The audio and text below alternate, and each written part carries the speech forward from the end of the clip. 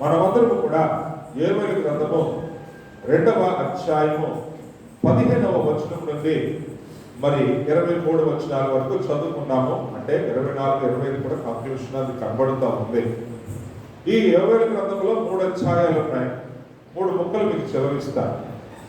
మొట్టమొదటిది తెగులు, రెండవది దేవుని కనికరం, మూడవది దేవుని యొక్క ఆశీర్వాదం. 3 అధ్యాయాలు 3 ముక్కలు. ఇదే యోవేలు భక్తుడు ఇశ్రాయేలు గురించి తెలియజేసినటువంటి పరిస్థితి.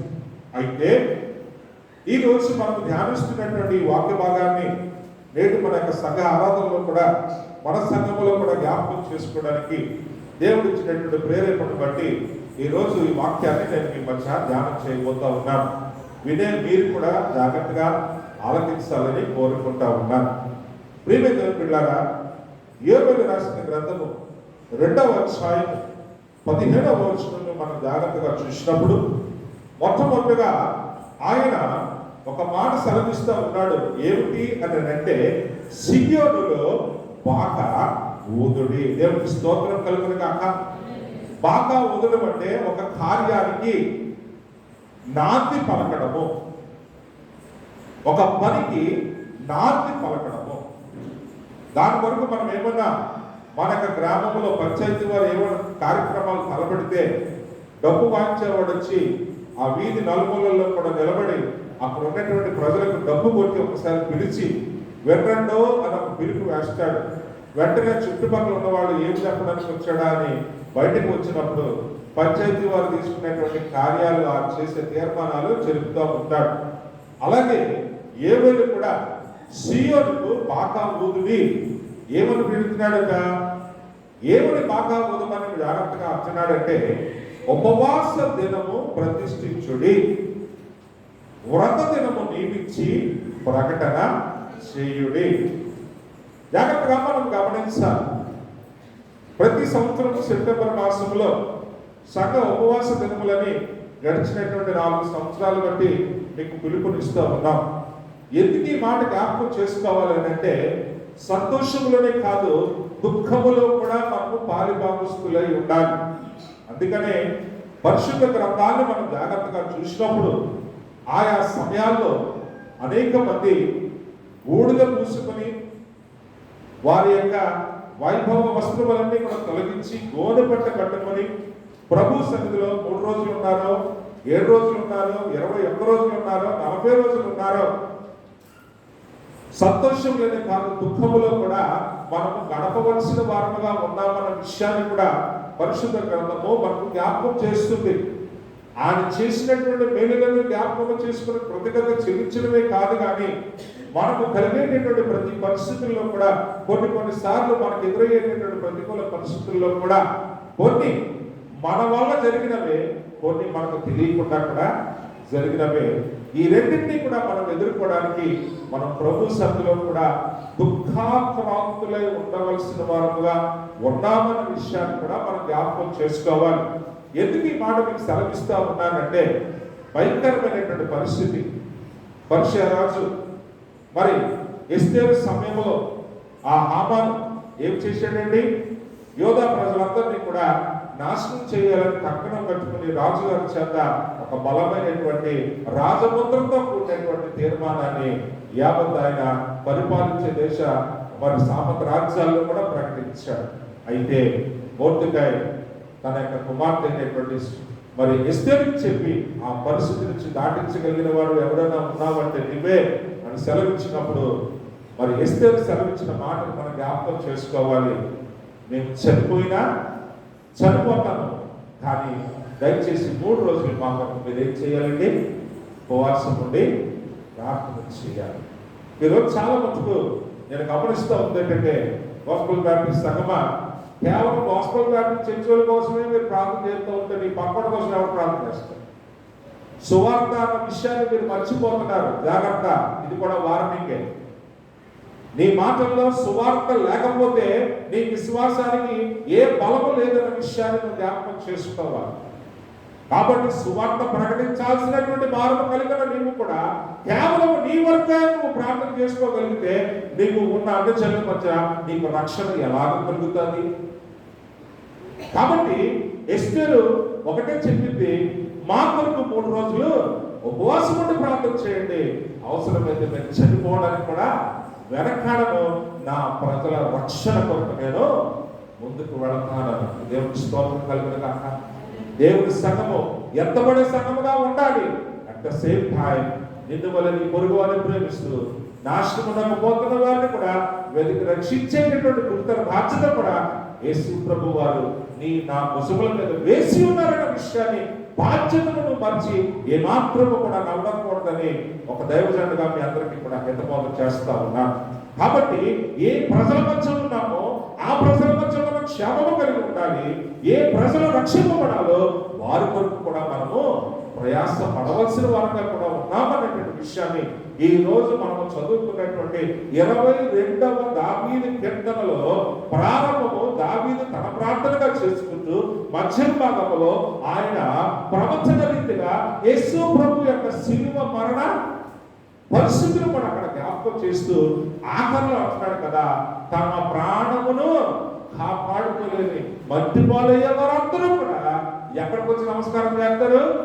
మాతో కూడా నీ దగ్గరికి వచ్చి వారందరూ నీకే నమస్కారం చేస్తారు. హల్లెలూయా. కాబట్టి వ్యక్తిగతముగా, సంఘముగా, అలాగే మనకున్నటువంటి సమాజం వరకు ఈ 3 విషయముల్లో కూడా బాధ్యత కలిగి ఉన్నవాడే క్రీస్తుని కలిగినటువంటి దేవుని బిడ్డ. హల్లెలూయా. అటువంటి దేవుని బిడ్డలు ఈ రోజు ఒక చక్కని మాట ఈ రోజు యోవేలు భక్తుడు ద్వారా మనకు గురుకొల్పబడతా ఉన్నాము. సియోనులో బాగా ఉదమని సెలవిస్తా ఉన్నాడు. ఉపవాస దినమును ప్రతిష్ఠించుడి అని అంటున్నాడు. ఇంకేమంటాడండి? అది ఎలా ఉండాలంటే అది వ్రత దినముగా ఉండాలి. వ్రత దినముగా ఉండి అది ప్రకటన చేయండి అని అంటున్నాడు. దేవునికి స్తోత్రం కలుగును గాక. చేసేవాళ్ళు చేస్తారులే, మనకెందుకులే, సాయంత్రం 7 పడుకోవచ్చులే నువ్వు అనుకుంటే అది నీకు కాదు. సంగమా, ఇది నువ్వు వ్రత దినములు ఆచరించాలి. ఏ చీకటిలో ఉండి నువ్వు చేసిన వ్రతాలను జ్ఞాపకం చేసుకో. తెల్లారి 4 గంటలకు లేచి నువ్వు చన్నీళ్ళ స్నానం చేసినటువంటి దినాల్లో జ్ఞాపకం చేసుకో. ఈ రోజు క్రీస్తునందు నీ వ్రత దినము కూడా ఆ రీతిగానే ఉండాలనే విషయాన్ని కూడా నువ్వు జ్ఞాపకం చేసుకోవాలి. ఆ రోజులు పోయి కొత్త రోజులు వచ్చినాయి కాబట్టి నా ఇష్టం అని అనుకోవడానికి నీ దగ్గర ఏమీ కూడా లేదు.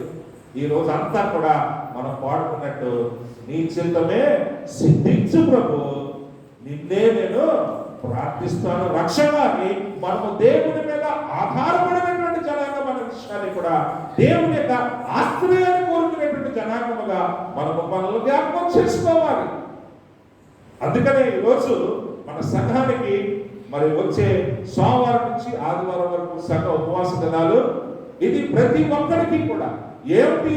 ఆ కింద వచ్చిన అంటున్నాడు కదా, జనులను సమకూర్చుడి, సమాజ కూటము ప్రతిష్ఠించుడు. ఏం చేయమంటాడండి? సమాజ కూటం. అందుకన్నా ఉదయం అంతా విజ్ఞాపన ప్రాంతంలో ఎవరి వారు వ్యక్తిగతంగా వచ్చి ప్రాంతంలో గడపాలి. అవకాశం ఉన్న అందరూ కూడా. అంతేకాదు ఏం కూడా మనకు చెప్తున్నాడండి? సమాజ కూటము ప్రతిష్ఠించుడి. ఈ 6 దినాలు కూడా మీరు ప్రభు సన్నిధిలో 1:30 7:30 మొదలవుతుంది, 9 గంటలకు ముగిస్తారు. 7:30 నుంచి 8 గంటల వరకు ప్రార్థనా పాటలు ఉంటాయి. 8 నుంచి దైవజనులకు నేను సమయం ఇచ్చేస్తాను. 1/2 గంట ముందు ముగిస్తాడు, 5 నిమిషాల ముందు ముగిస్తాడు, 9 గంటలకు నేను ముగిస్తాను. ఇది మీరు జాగ్రత్తగా గమనించుకోవాలి.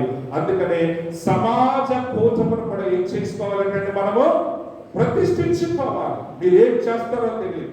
ఈ 6 దినాలు మీ జీవితంలో ఒక విలువైనటువంటి దినాలుగా మీ జీవితంలో సంతోషంలోనే కాదు దుఃఖములో కూడా ఒకరికొరకు ఒకరు మనము ప్రలాపించాల్సినటువంటి బాధ్యత మన సంఘములో ఒకరి పట్ల ఒకరికే కాదు, మన గ్రామం కొరకు కూడా మనము ప్రార్థించవలసిన వారంగా ఉన్నామన్న విషయాన్ని ఈ రోజు జ్ఞాపకం చేసుకుందాం. నేను ముందుకు కొనసాగుతా ఉన్నాను. ప్రియ దేవుని బిడ్డలారా, ఇక్కడ జాగ్రత్తగా గమనించినట్లయితే ఏమిటి ఈ సియోనులో బాకా ఊదటం? దేని కొరకు బాకా ఊదమని సెలవిస్తా ఉన్నాడు? దేని కొరకు ఉపవాస దినాన్ని ప్రతిష్ఠించమంటున్నాడు, దేని కొరకు వ్రత దినాన్ని నియమించి ప్రకటన చేయమని యోవేలు ప్రవక్త సెలవిస్తున్నాడంటే చూడండి, ఆ 2వ అధ్యాయంలోనే 1వ వచనాన్ని మనం జాగ్రత్తగా గమనిద్దాం. సియోను కొండ మీద బాకా ఊదిరి, నా పరిశుద్ధ పర్వతం మీద హెచ్చరిక నాదము చేయుడి, యెహోవా దినము వచ్చుచున్నదనియు అది సమీపమాయననియు దేశ నివాసులందరూ వణుకుదురుగాక. దేవునికి స్తోత్రం కలుగునుగాక. ఏమి కొరకు ప్రకటన చేస్తూ ఉన్నాడండి? ఆ ప్రకటన ఎటువంటిదట? ఒక హెచ్చరిక. బాబు బుజ్జి కర్ణాటక రోజులు కాదు ఇవి. జాగ్రత్త దేవుని బిడ్డలారా. ఎవరి విశ్వాసం వారు కాపాడుకోవాలి, ఎవరి నిరీక్షణ వారు కాపాడుకోవాలి. వారి విశ్వాసం చెదిరిపోతున్నట్లు, అపవాది వారి విశ్వాసం దొంగలించుకున్నట్లు, వారి శోధనలో పడకున్నట్లు, పాపము చేత, అది కూడా ఎటువంటి పాపం అంటే సులువుగా చిక్కులు పెట్టు పాపము. అంతేకాదు ఎఫెసీయులకు రాసిన పత్రిక 6వ అధ్యాయం అంటాడు, మనం పోరాడుచున్నది మనుషులతో కాదు, ఆకాశ మండలముందున్నటువంటి దురాత్మ సమూహములతో అన్న విషయాన్ని కూడా మనము జ్ఞాపకం చేసుకోవాలి. అంతా మనుషుల వల్ల నువ్వు నేను అనుకుంటున్నావు, కానీ మనల్ని నాశనం చేయడానికి దురాత్ముడు అనగా అంచెపిస్తూ అనగా ఆ సాతాను సంబంధమైనటువంటి ప్రతి ఒక్క దురాత్మ కూడా మన మీద బలముగా ప్రభావాన్ని చూపించడానికి చూస్తూ ఉన్నారు. ఈ రోజు నీ వ్యక్తిగతమైనటువంటి విశ్వాసము, నీ వ్యక్తిగతమైనటువంటి నిరీక్షణ, నీ వ్యక్తిగతమైనటువంటి ప్రార్థనా జీవితము, ఇవి నిన్ను శోధనలో పడకుండా ప్రతి కీడు నుంచి కాపాడుతున్నాయన్న విషయాన్ని కూడా నీవు గుర్తెరిగి నీ జీవితంలో ఎటువంటి పరిస్థితి వస్తుందని ఇక్కడ సెలవిస్తున్నాడు ఏంటండి? ఇదిగో యెహోవా దినము వచ్చుచున్నది. దేవునికి స్తోత్రం కలుగును గాక. యెహోవా దినం అని అంటే అది వచ్చినప్పుడు ఎవరు కూడా ఆయన ముందు నిలబడతారో ఎవరు నిలబడరో, యెహోవా దినం అనగా ఆయన ముందు నిలబడేటటువంటి దినం.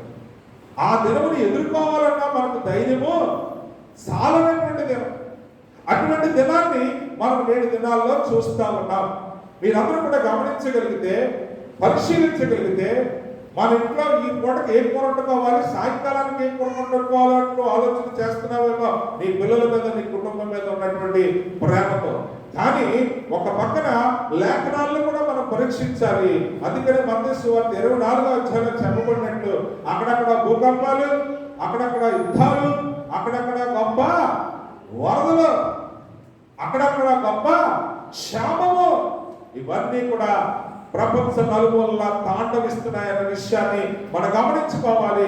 మన పక్క జిల్లాల్లోనూ కూడా ఇవి జరుగుతున్నాయన్న విషయాన్ని, ఓ దేవుని బిడ్డ, నీవు దేవుని బిడ్డవు కాబట్టి దేవుని లేఖనాలను పరిశీలించి నీ విశ్వాసాన్ని, నీ యొక్క ఆత్మీయ జీవితాన్ని కాదు, నీ కుటుంబాన్ని కూడా, నీ పొరుగు వాటిని కూడా నువ్వు రక్షించుకోవాల్సినటువంటి బాధ్యత నీ మీద ఉన్నదన్న విషయాన్ని కూడా ఈ సమయంలో నువ్వు జ్ఞాపకం చేసుకోవాలని నేను ప్రభు పేట కోరుకుంటా ఉన్నాను. కాబట్టి ఆయన దేని కొరకు బాగా ఊదపడుతున్నాడంటే అది ఒక హెచ్చరిక. ఏమిటి ఆ హెచ్చరిక? జాగ్రత్త, దేవుని యొక్క దినము సమీపముగా ఉంది. ఆ రోజు ఎటువంటి పరిస్థితిగా దేశ నివాసులందరూ కూడా వణుకుదురుగాక అని ఆ 2వ అధ్యాయం 1వ వచనంలో మనం జ్ఞాపకం చేసుకుంటున్నాం. కాబట్టి దేవుడు హెచ్చరిక నాదం చేస్తున్నటువంటి బాకాను ఓదమని సంఘానికి అనగా ఆ సమయంలో ఉన్నటువంటి సియోను అనగా ఇశ్రాయేలు దేశానికి ప్రకటన చేయమని కోరుతున్నాడు. ఈ రోజు అదే బాకా నేను కూడా ఊదుతా ఉన్నాను. మన గాఫ్ట్ సంగమా, మీరు కూడా మిమ్మల్ని మీరు వ్రత దినము నియమించుకొని ఉపవాస దినములను కూడా మీరు ప్రతిష్ఠ చేసుకోవాలని సంఘముగా నేను మీకు పిలుపునిస్తా ఉన్నాను. అంతేకాకుండా 2వ అధ్యాయంలోనే ఆ 16వ వచనంలోకి మనం వెళదాము. 16వ వచనంలో ఏమంటున్నాడంటే, జనములను సమకూర్చుడి, సమాజ కూటము ప్రతిష్ఠించుడి, పెద్దలను పిలువనంపించుడి, చిన్నవారిని స్తన్యపానము చెయ్యి బిడ్డలను తోడుకొని రండి, బిడ్లి కుమారుడు అంతఃపురములో నుండి, బిడ్లి కుమార్తె గదిలో నుండి రావాలి. నువ్వు బయటికి రావాలి. నువ్వు బయటికి రాకపోతే పనులు సాగవు. నువ్వు బయటికి రావాలి. పెళ్లి కుమారుడు అంతఃపురంలోంచి రావాలి, పెళ్లి కుమార్తె తన గదిలో నుండి కూడా రావాలి. ఎలా రావాలి? తను సిద్ధపరుచుకొని రావాలి. ఎవరిని కూడా వదలకుండా అక్కడ అంటున్నాడు కదా, ఏమని అంటున్నాడు చూడండి. పెద్దలను పిలవనప్పుడు చిన్నవారిని స్తన్యపానం చెయ్యి బిడ్డలను కూడా తోడుకొని రండి, అందరినీ కూడా సమకూర్చండి, సమాజ కూటాన్ని మీరు ప్రతిష్ఠించండి. ఉదయకాల సమయంలో అందరూ ఉద్యోగాలకు వెళ్ళవలసిన వారే, కానీ సాయంకాలము నువ్వు తప్పక ప్రభు సన్నిధిలో నువ్వు ఉండాలని కూడా, అంతేకాకుండా కుటుంబం అంతా కూడా స్తన్యపానం చేసే బిడ్డల సైతము కూడా మీరు సమకూర్చండి యోవేలు ప్రవక్త ఇశ్రాయేలు ప్రజలకు ఇస్తున్నటువంటి ఆ విషయాన్ని జ్ఞాపకం చేసుకున్నారు. ఎందుకు దేవుడు ఆ రీతిగా ప్రకటన చేయమని సెలవిస్తున్నాడని మీరు జాగ్రత్తగా చూస్తే అక్కడ ఉన్నటువంటి పరిస్థితి 1వ అధ్యాయము 4వ వచనాన్ని మీరు జ్ఞాపకం చేసుకోవాలి. జ్ఞాపకం చేసుకున్నప్పుడు అక్కడ పరిస్థితి ఎలా ఉందో చూడండి. ఈ సంగతి మీ బిడ్డలకు తెలియచేయండి, వారు తమ బిడ్డలకును ఆ బిడ్డలు రాబో తరం వారికి తెలియచేయాలి. ఏమిటి తెలియచేయాలి? గొంగలు పురుగులు విడిచిన దాన్ని మిడతలు తినివేస్తున్నాయి, మిడతలు విడిచిన దాన్ని పసర పురుగులు తినివేస్తూ ఉన్నాయి, పసర పురుగులు విడిచిన దాన్ని చీడ పురుగులు తినివేస్తున్నాయి. ఎటు చూసినా దిగ్బంధమే, ఎటు చూసినా శ్రమలే. యేసు ప్రభు వారు సెలవిచ్చినటువంటి మాట, అక్కడక్కడ యుద్ధములు, భూకంపములు, వరదలు, క్షామములు కలుగును. ఇవన్నీ కూడా దేనికి ఆరంభము? ఇవన్నీ శ్రమలకు ఆరంభము, అంతము అప్పుడే రాదు. ఇది నేను చెప్తున్న మాట కాదు. 24వ అధ్యాయం ధ్యానం చేయాలి. 26వ అధ్యాయంలోకి వచ్చేటప్పుడు కానీ ఒకడే అంటాడు, ఎవరిని ఆయన కాపాడుతాడంటే ఏర్పరచబడిన వారి కొరకు ఆ దినములు తక్కువ చేయబడు. దేవుడికి స్తోత్రం కలుగును కనుక ఎవరి కొరకైనా దేవుడిని తక్కువ చేస్తాడట? ఏర్పరచబడిన వారి కొరకు ఆ దినములు తక్కువ చేస్తాడు. ఏర్పరచబడిన వరుసలో ఎవరు ఉంటారు? ఎవరైతే వ్రత దినములు నియమించుకుంటారో, ఎవరైతే ఉపవాస దినమును ప్రతిష్ఠించుకుని తమ బిడ్డలతో సమాజంగా కూడుకుని ఆఖరికి స్తన్యపానం చేసే బిడ్డను కూడా దేవుని సన్నిధిలో నిలబెట్టుకుని, ప్రభువా నీ కనికరము మా మీద ఉండును గాక అని ప్రభు సన్నిధిలో ప్రభు మీద ఆధారపడవలసినటువంటి బాధ్యత దేవుని యొక్క బిడ్డలుగా మన జీవితాల్లో ఎంతో ఉందన్న విషయాన్ని ఇక్కడ జ్ఞాపకం చేసుకోవాలి. భయంకరమైనటువంటి తెగుళ్ళ చేత మనము సొట్టబడి ఉన్నాము. ఆనాడు ఇశ్రాయేలు పరిస్థితి కూడా అలాగే ఉంది. ఎలాంటి పరిస్థితి అంటే గొంగల పురుగు విడిస్తే మిగతాది మిడతలు వచ్చి తినేస్తున్నాయట. మిడతలు పెడితే ఆఖరికి అది పసర పురుగు కూడా వచ్చి 3 వైపుల నుంచి కూడా అవి ఏం చేస్తున్నాయి? తమ యొక్క దాడిని విస్తరింపచేస్తాయి. ఈరోజు నీ శ్రమ దోచుకోబడుతుంది. నువ్వు ఎంత కష్టపడి సంపాదించిన 10 రూపాయలు దాచుకోలేని స్థితి.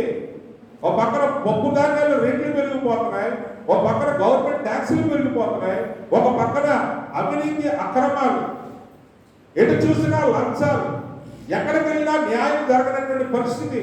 నువ్వు ఎంత ప్రయాసపడ్డా ఇంటికి వచ్చేటప్పటికి నిరాశ నిట్టూర్పులే నిన్ను చుట్టుముడుతూ ఉంటాయి. ఇటువంటి పరిస్థితుల్లో నువ్వు ఏదో మంచి పనుల ఆశతో ఎదురు చూస్తున్నావు. కానీ యేసు ప్రభు అంటున్నాడు, ఈ లోకంలో నీకు శ్రమే.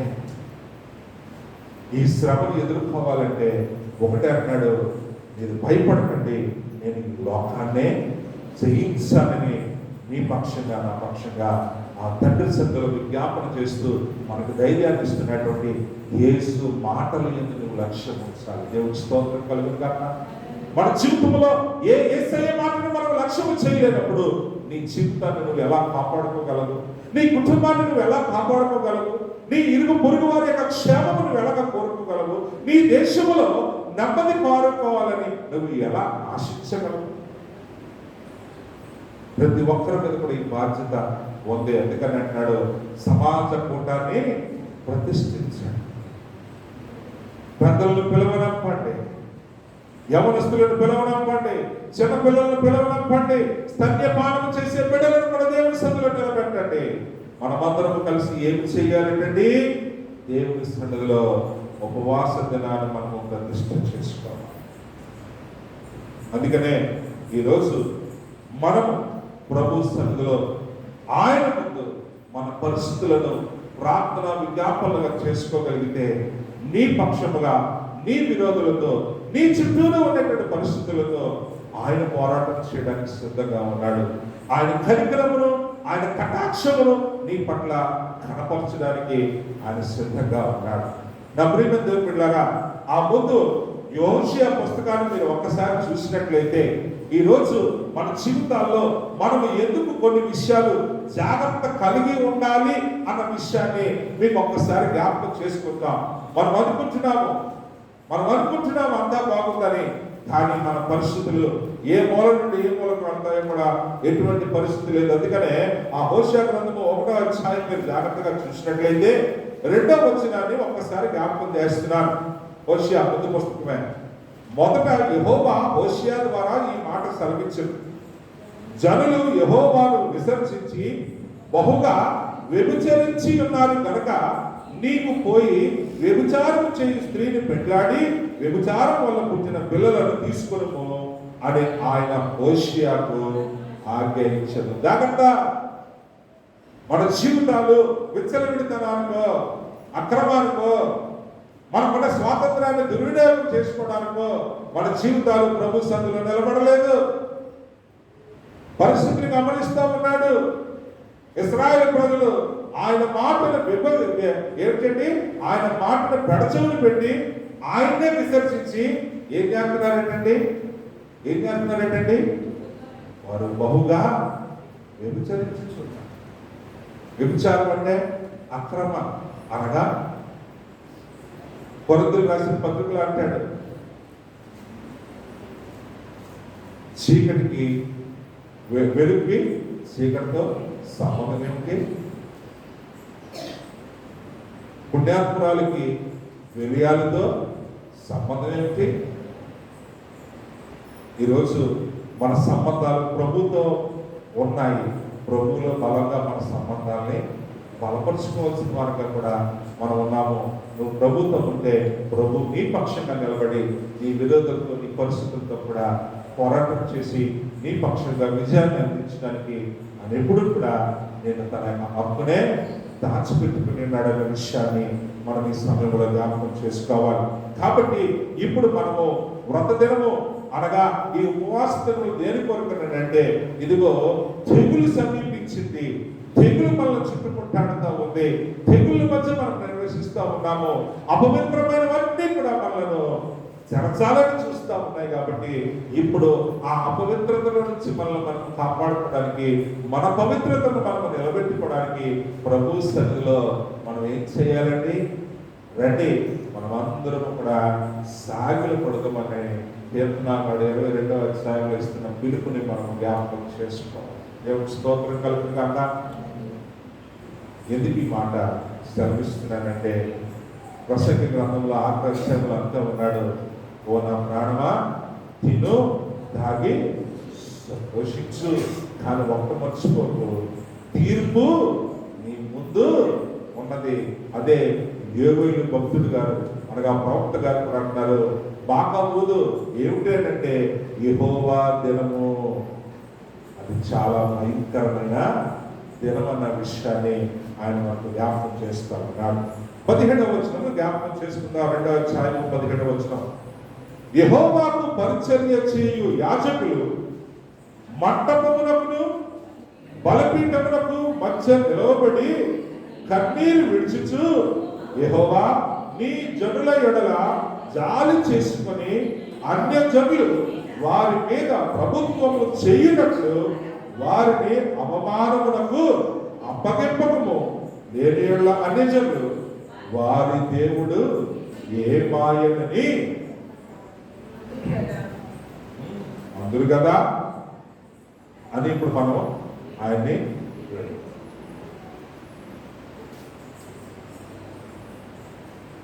ఇది జ్ఞాపకం చేసుకుంది. కాబట్టి ఇప్పుడు సంగమ దేవుడు ఏం కోరుకుంటున్నాడంటే, ఆయన యొక్క పరిచయం చేసే పరిచారకులు ఎక్కడ ఉండాలంటే మంటపానికి బలి పెట్టాలి. మంటపం అనగా ఆ ప్రత్యక్ష గుడారం బయటనే ఏముందండి? బలిపీఠం, గంగాళం ఉంది. గంగాళంలో కడుక్కుని దేవుడికి ఆ పాప పరిహారాధిపలు, ఆ సమాధానాలు, ఆ నైవేద్యము, ఆ కృతజ్ఞత అర్పణం మీరు తీసుకొచ్చినటువంటి ఆ బలిపీఠం మీద అర్పించబడాలి. అర్పించబడినటువంటి ఆ బలి నుంచి సేకరించిన ఆ రక్తము పరిశుద్ధ స్థలంలో ప్రోక్షింపబడాలి. కాబట్టి ఇక్కడ పరిచర్య చేసేటటువంటి పరిచారకులు ఏం చేయమంటాడండి? మందిరములకు, మంటపములకు, బలిపీఠములకు మధ్య నిలవబడి ఏం చేయాలంటండి? కన్నీరు విడిచిచు యెహోవా నీ జనుల ఎడల జాలి చేసుకుని మనము కన్నీళ్లతో ప్రార్థించేటటువంటి వారిగా ఉండాలి. అటువంటి ప్రార్థన చేసేటటువంటి ఆయన దగ్గర పరిచయం చేసే ఆ పరిచారకులు నిలబడాలని ఆయన కోరుకుంటారు. దేవుని స్తోత్రం కలుగును కాక. ఈరోజు ఈయన కొరకు ప్రార్థన చేసేటప్పుడు అనుకుంటున్నాను, అది ఒకవేళ అనుకుంటున్నావేమో నీ పొరుగు వాడు కూడా ప్రార్థన చేయాల్సిన బాధ్యత. చాలా మంది చర్చలో కూడా చెప్తారు, మీ పక్కన కూర్చున్న వాడితో మీరు పరిచయం లేనప్పుడు ఆదివారం పూట మీరు దేనికి వస్తున్నారు? ఈ పొరుగు వాడిని ఎప్పుడైనా పరిచయం చేసుకున్నావా? అమ్మా నా కోసం ప్రార్థన చేయి, నేను పలానా సమస్యలు ఉన్నాను, పలానా అవసరంలో ఉన్నాను, దేవుని సందులో ఒకరి విశ్వాసాన్ని బలపరుచుకోవడానికి అభివృద్ధి దేవుడారా నీ పొరుగువాడక నీ బెంచ్లో నీ పక్కన కూర్చున్నాడుతో నన్ను ఒకసారి పరిస్థితులను చెప్పుకొని నేను నువ్వు పరిచయం చేసుకో. ఎందుకు? కష్టం వచ్చిన సుఖములనే కాదు, కష్టములు కూడా నీ పొరుగు వారి కొరకు ఒక 2 కన్నీళ్ళ కొట్టును తార్చాల్సినటువంటి బాధ్యత దేవుని బిడ్డల మీద ఉన్నదన్న విషయాన్ని కూడా ఈ సమయంలో మనం జ్ఞాపకం చేసుకోవాలని నేను కోరుకుంటా ఉన్నాను. అందుకని నా ప్రియమైన దేవుని బిడ్డలారా 1వ అధ్యాయము 9వ వచనంలో ఏమంటాడు చూడండి. ఏంటి? కన్నీరు విడిచి ప్రార్థన చేయాలి, నైవేద్యమును పానార్పణమును యెహోవా మందిరములోనికి రాకుండా నిలిచిపోయింది. యెహోవాకు పరిచర్య చేయి యాజకులు అంగలార్చుచున్నారు. పొలము పాడైపోయిను, భూమి అంగలార్చుచున్నది, ధాన్యము నశించను, కొత్త ద్రాక్ష రసము లేకపోయిను, తైల వృక్షములు వాడిపోయిన. దేవుని స్తోత్రం కలుగును కాక. మందిరములో జరగాల్సినటువంటి ఆ నైవేద్యము నిలిచిపోయింది, దహన బలులు నిలిచిపోతున్నాయి. ఎందుకు? ప్రజలలో అవిధేయత ఎప్పుడైతే పెంచిపెడుతుందో, వారు ఎప్పుడైతే దేవుణ్ణి విసర్జించి ఉన్నారో అప్పుడు వారు బహుగా వ్యభిచారంలోకి వెళ్ళిపోతున్నారో అక్కడ ఏం జరిగిందండి? వారు చేసిన పాపమును బట్టి అక్కడ ఏం జరిగిందంటే దేవుని యొక్క సందులో జరగాల్సిన సేవ ఆగిపోయిందంట. ఆ దేవ వృక్షములో నిత్యము ఆ 7 దీపస్తంభముల మీద వెలగాల్సినటువంటి ఆ దీపములు వెలగక ఆరిపోతున్నాయి. కారణం ఏమిటంటే అందులో వేయాల్సినటువంటి ఒలీవ తైలము ఎండిపోయింది. ఇదిగో మనమందరం కూడా ప్రభువుని బట్టి సంతోషిస్తూ దేవుని యొక్క కృపను బట్టి మనం ఆశీర్వదింపబడాలి. మనం కష్టపడేటువంటి కష్టాన్ని దేవుడు దీవించాలి.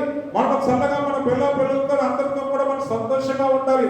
దాన్ని ఏమంటున్నాడంటే కొత్త ద్రాక్షారసం, ధాన్యము ఎక్కడి నుంచి వస్తాయి? ఆయన సెలవిస్తేనే కదా ఆ విత్తనం చచ్చి అది మొలకెత్తాలి. ఆయన ఆకాశాల్లో ఉన్నటువంటి మేఘాలను ఆజ్ఞాపిస్తేనే కదా అది భూమిని తడపాలి. నీ కష్టము, నీ శ్రమ అది దేవుని చేత దీవించబడితేనే కదా నీ చేతిలో అది నిలబడతా ఉంది. నీ శరీరంలో ప్రతి అవయవం చక్కగా పనిచేయాలి, అది ఆరోగ్యముగా నిలబడాలి. అప్పుడు నీవు నలుగురికి ఉపయోగపడతావు కదా.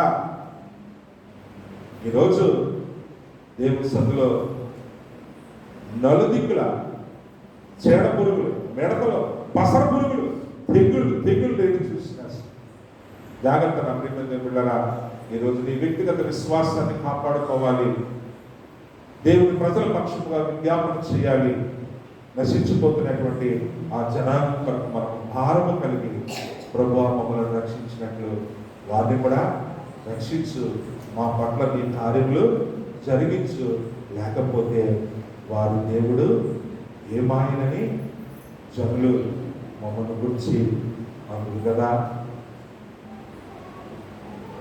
నా ప్రియమైన బిడ్డలారా, మంటపానికి బలిపీఠానికి మధ్యన కన్నీరు కార్చేటటువంటి ఆయన యొక్క పరిచయం చేసే పరిచారకులు కావాలని ఆయన పిలువనప్పటి అని బాకానాలు మరీ పిలిపిస్తున్నాడు. దేవుని స్తోత్రం కలుగును గాక.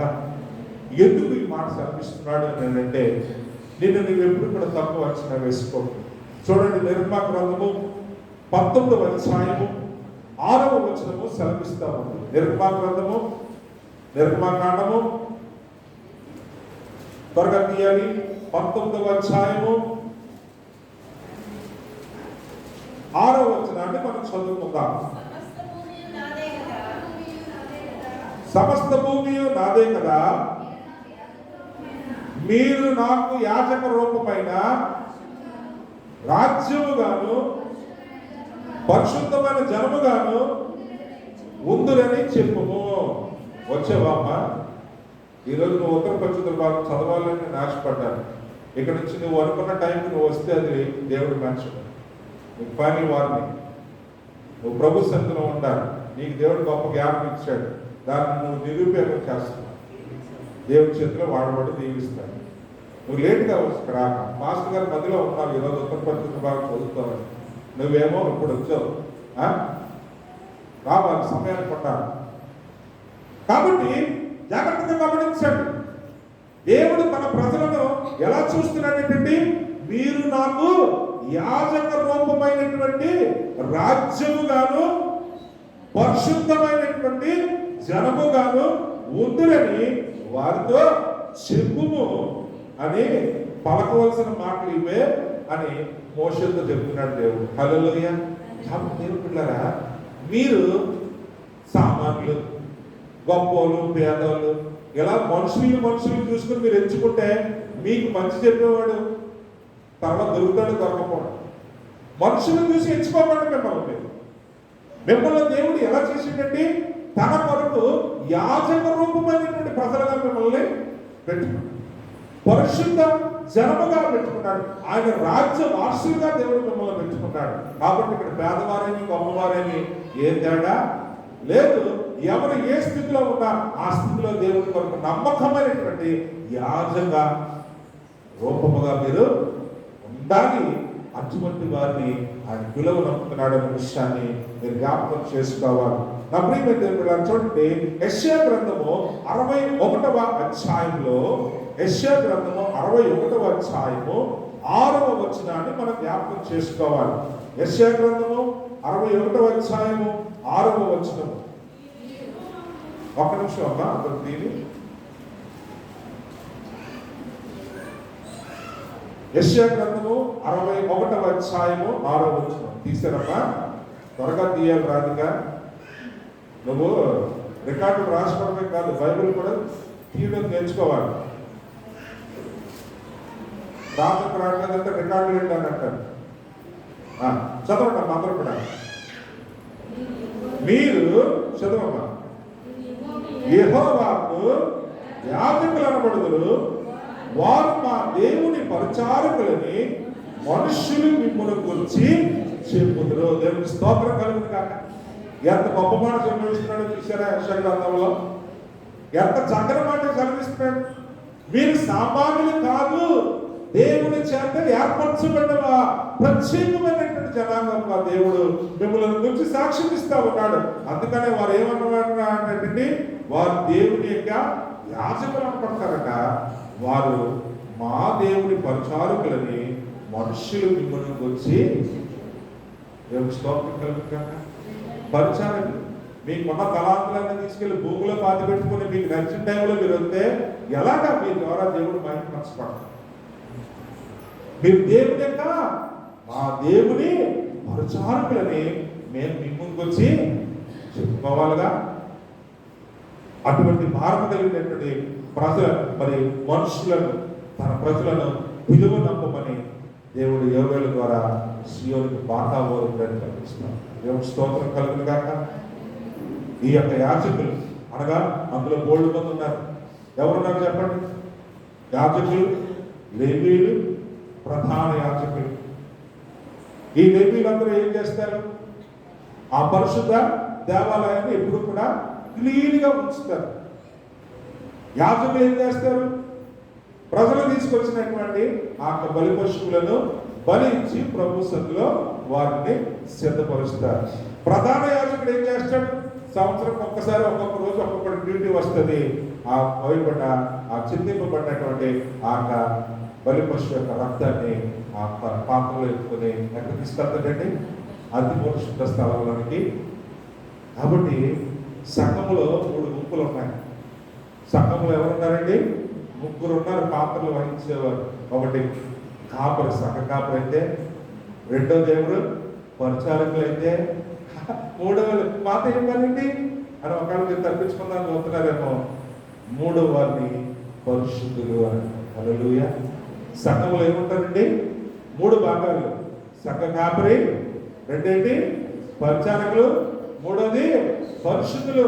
ఇదేదో సామాజిక సంఘం కాదు, ఇది పరిశుద్ధుల సహవాసం. ఇది దేవుని స్తోత్రం కలుగును.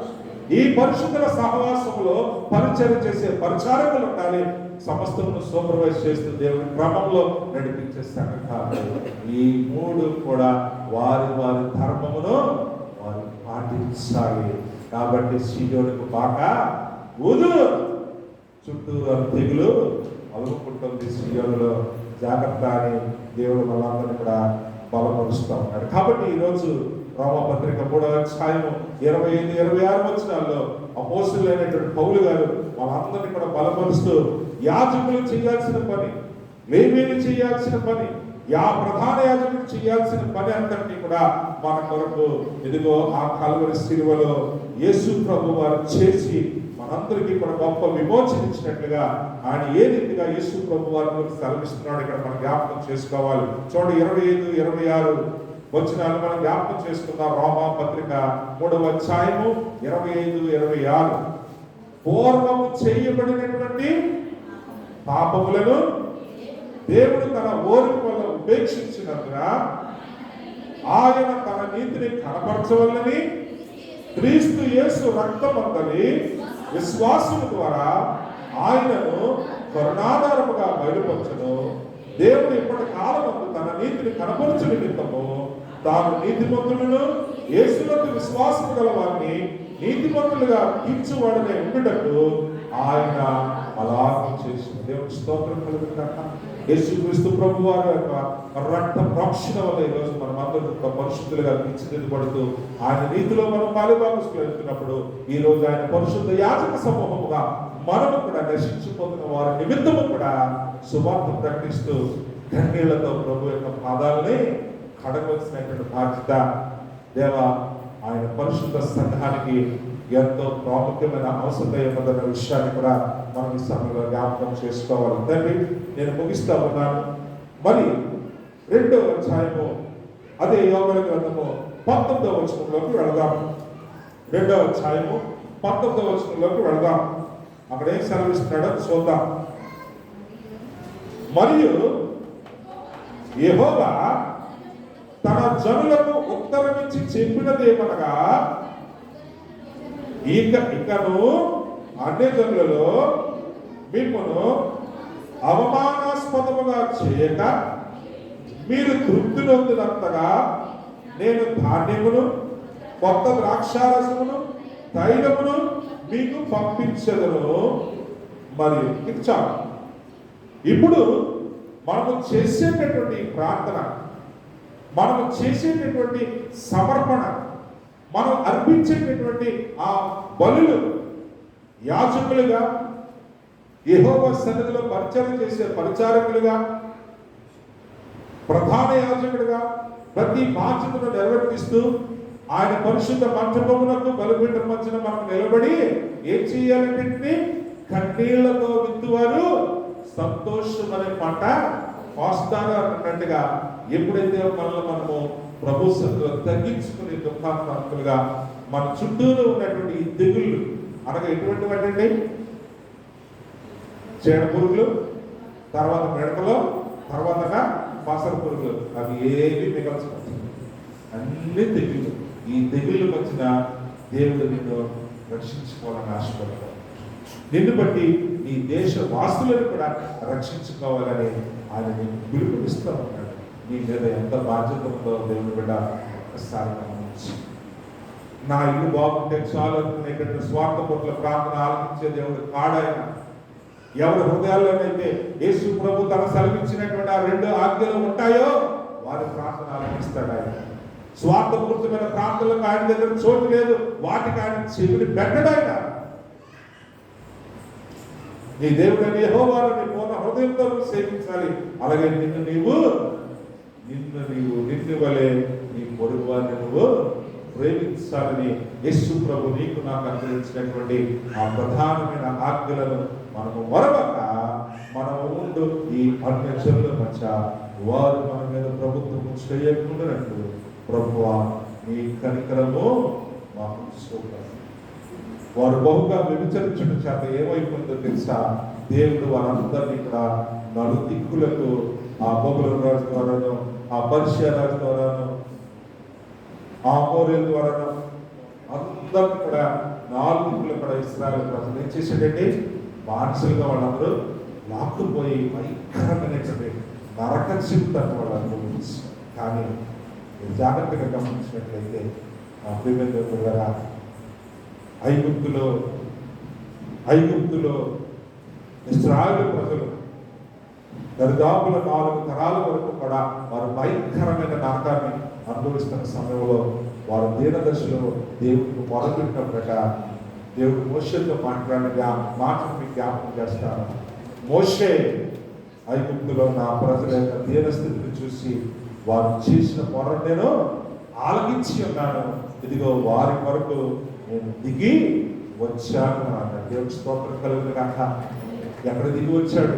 పరమందు ఆశీనుడైన దేవుడు తన ప్రజలను వెతికి రక్షించిన వరకు, ఆ శ్రమల్లో నుంచి వారిని విడిపించిన వరకు ఆయన దిగి వచ్చాడు.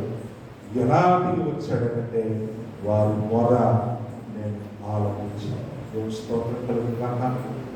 దేవుడు ప్రార్థన ఆలకించాడు. మీ దీన స్థితిని ఆయన ఏమాత్రం హేళన చేసే దేవుడు కాదు. నీ కన్నీరు విలువ లెక్కగట్టి దాని విలువ ఎరిగినటువంటి ఏకైక దేవుడు నీ ప్రభు అయినటువంటి క్రీస్తు అన్న విషయాన్ని ఈరోజు జ్ఞాపకం చేసుకో. అది యవనస్తులైన స్త్రీలను పురుషులైన ఎవరైనా సరే ఈ కన్నీటి ప్రార్థనకు జవాబిచ్చే దేవుడు ఆ పరమతండ్రి అయిన దేవుడు అన్న విషయాన్ని ఈరోజు సభాముఖంగా ఈ గురిపెట్టడం తెలియజేస్తాను.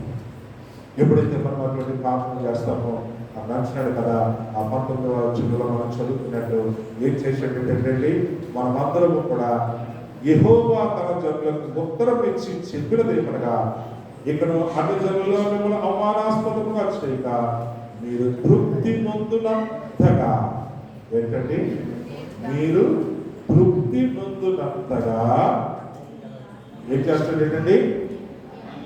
ధాన్యమును, కొత్త ద్రాక్షారసమును, తైలమును. ఈ ధాన్యం కూడా అవలపిండి, గోధుమలు ప్రభుకి నైవేద్యం ఇవ్వాలి. కొత్త ద్రాక్షారసము మనము మన కుటుంబాల్లో శాంతి, సమాధానము, తృప్తి కలుగుతాయి. మరి తైలము నిత్యము ప్రభు సన్నిధిలో ప్రార్థనా హోమము ప్రభు సన్నిధిలో చేరుతున్నట్లుగా తైలము అనగా ప్రార్థనా హోమానికి సూచన.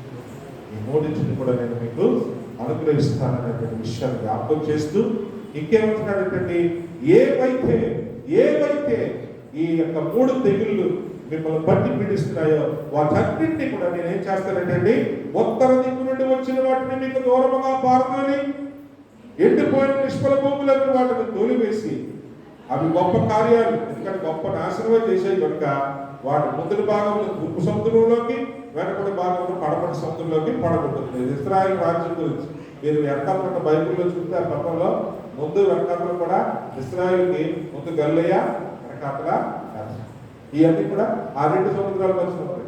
అందుకనే ఉత్తర దిక్కుని ఉత్తర దిక్కు నుంచి వచ్చినట్టు పడమటి దిక్కుని, తూర్పు దిక్కుని కూడా నేను పెట్టి అవన్నీ కూడా ఏం చేస్తాయంటే ఆ మూల ఆ బయట గబ్బు కొట్టేటటువంటి పరిస్థితుల్లోకి నేను వాటన్నింటినీ కూడా సమూలంగా నాశనం చేసి అప్పుడు అంటాడట 11:30-21 వచ్చిన అంటాడు చూడండి, దేశమా భయపడక సంతోషించి గంతులు వేయము, యెహోవా గొప్ప కార్యములు చేసి ఉన్నాడు.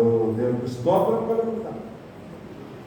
దేవుడు నేను లేడి వలె భక్తులు వేయించడానికి ఆయన ఎప్పుడు కూడా నీ పక్షంగానే ఆయన కునుకడు నిద్రపోడు, ఇశ్రాయేలును కాపాడువాడు.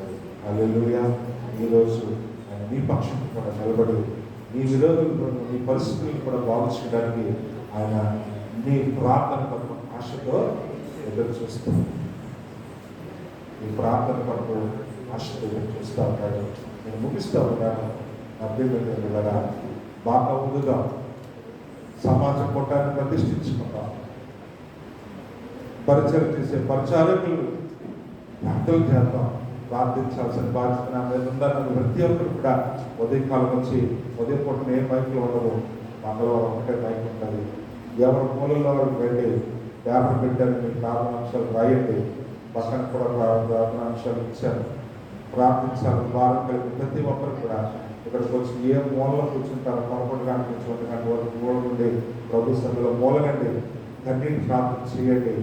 మన సంఘమే కాదు, మన చంద్రేశ్వర గ్రామం అంతా రక్షింపబడాలి. ఈ మందిరం కట్టుకుని ఎవరికి కావాలి? ఈ మందిరం మనం సుఖాన్ని అనుభవించడానికి కాదు. ఇంకా చీకట్లో నశించిపోతున్న వారు ఎంతో మంది వారు ఇంకా ప్రభుని ఎరగకున్నారు.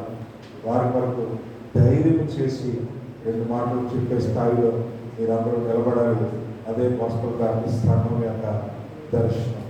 అది లేనప్పుడు ప్రభు మహిమపరచడం, ఆత్మలు నశించిపోతుండగా మనం సంతోషంలో గడపడానికి కూడా దేవుడు మనం చూసి మనల్ని హెచ్చరిక చేస్తున్నాడు.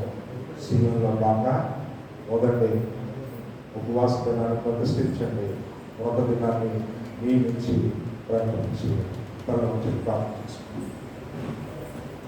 నాగమైన సుధాన్ని వచ్చి మళ్ళీ పాపంగా నడిపిస్తాను. వైపు తీసుకోమ్మా.